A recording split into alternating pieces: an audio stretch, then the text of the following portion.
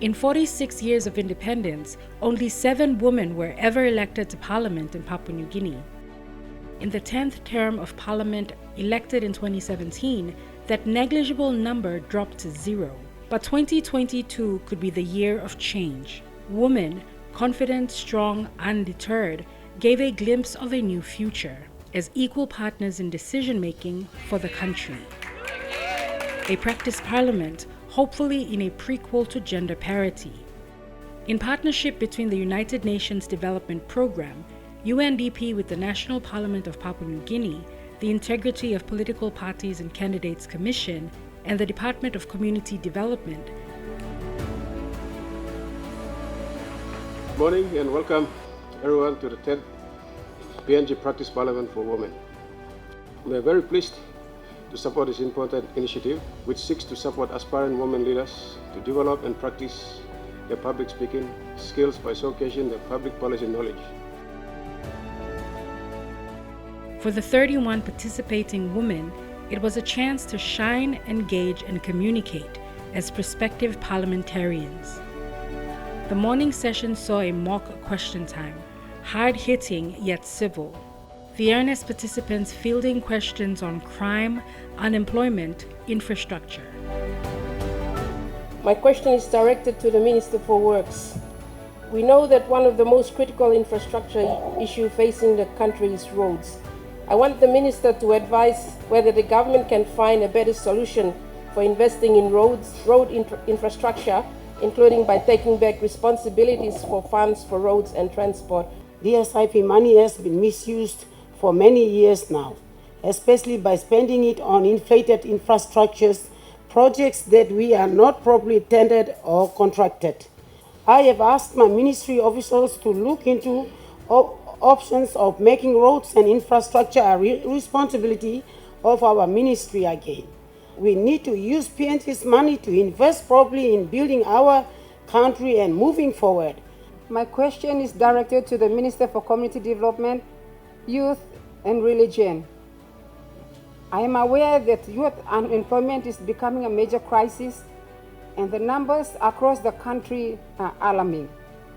Can the Minister please provide data on the actual number of unemployed youth and also advise what her ministry intends to do? Youth and religion do acknowledge that this is a nationwide issue. It is a time bomb for our country if we don't address youth unemployment and positive community engagement aggressively and holistically. These youths are your voters and they are active citizens of these countries, and indeed they represent a significant population size, and that 60% that you quoted is indeed from the 2011 census. I also call on other national line ministries to assist my department in mainstreaming the youth policy and employment framework in their development plans, budgets, and project implementation. This is particularly for youth empowerment and enterprise development, whether it's in cadetship programs, trainings, and other programs like agriculture, fisheries, SMEs, mental health, policing, and more. Thank you, Mr. Speaker. I would like to direct this question to the Minister for Police. Papua New Guinea is experiencing an unprecedented spate in lawlessness and an upsurge in crime.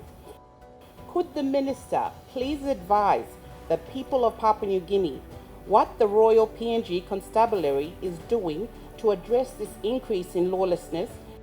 It is my department's intention to engage the police personnel deployed to work in collaboration with CIS personnel and police officers in the province to address these issues smoothly. The women brought their unique perspectives on issues of GBV, reserved seats, and education. I would like to direct a question to the Minister for Community Development, Youth and Religion. Can the Minister please advise what progress has been made to implement general GBV strategy? My government is very committed to ending GBV in Papua New Guinea.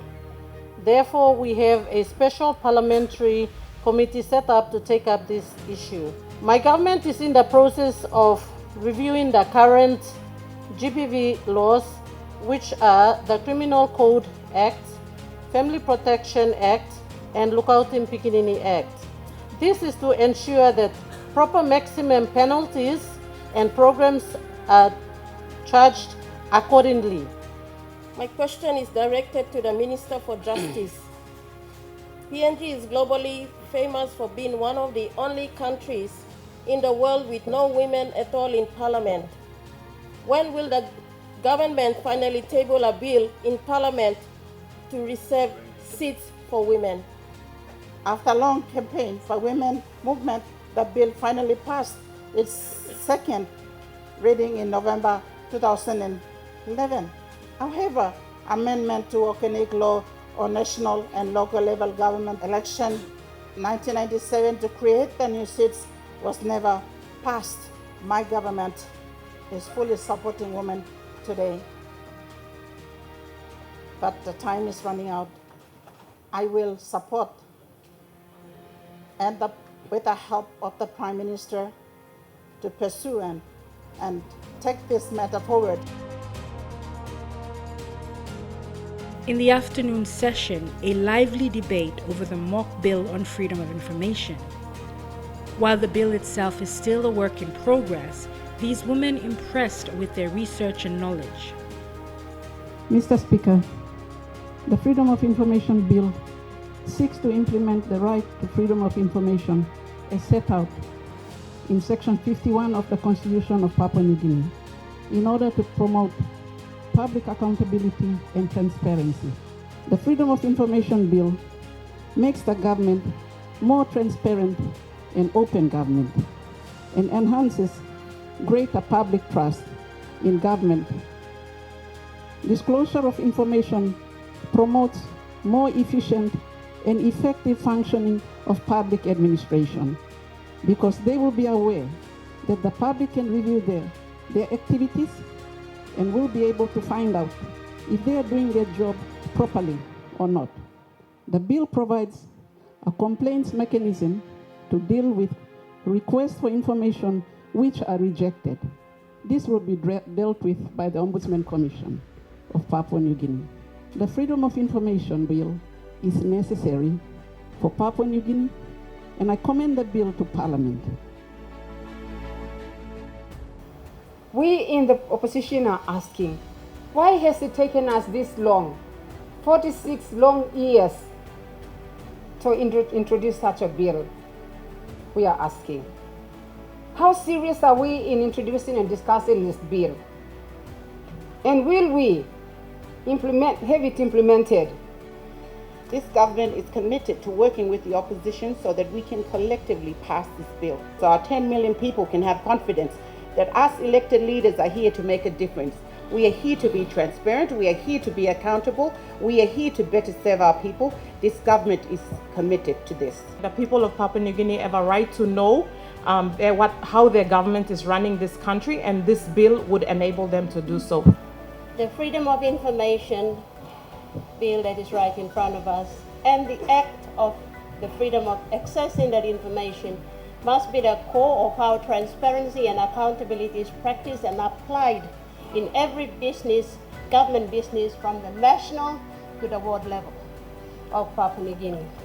I have seen how rights to access of information have been abused by government officials right at the local levels where people are being not allowed to access this information. Freedom of information is a key component and transparent. Accountability plays a key role by exposing corruption and mismanagement in government sectors. Not the least, government departments should have set up websites. Departments like Forestry, National Fisheries, WACS, Department of Agriculture, and the list goes on. Foreign investors, how would they come into our country to invest? Lack of information.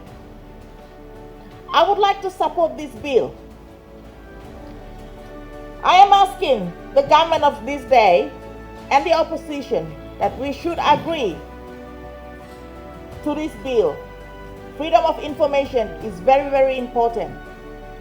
the right of freedom of information conferred by Section 51 of the Constitution, in that is made for the purpose of giving effect to the public interest in public order and public welfare. In Section 2.3, a person who desires to obtain information under this Act, regardless of the 800 languages that we have, shall make a request in writing or through electronic means in English or Tokpisin, which is understandable by the population of this nation. The bill seeks to implement the government commitment operationalizing the Constitution's right to information in order to promote public accountability and transparency, making democracy work in Papua New Guinea.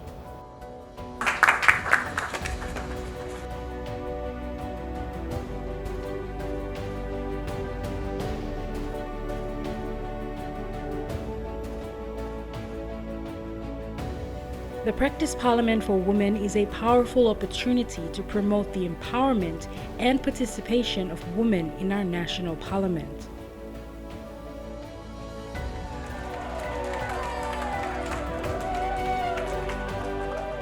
These women show us all the different views and voices that women can bring to national decision-making when they are given the chance. Dreaming, daring, and hopefully one day delivering in the highest house of power.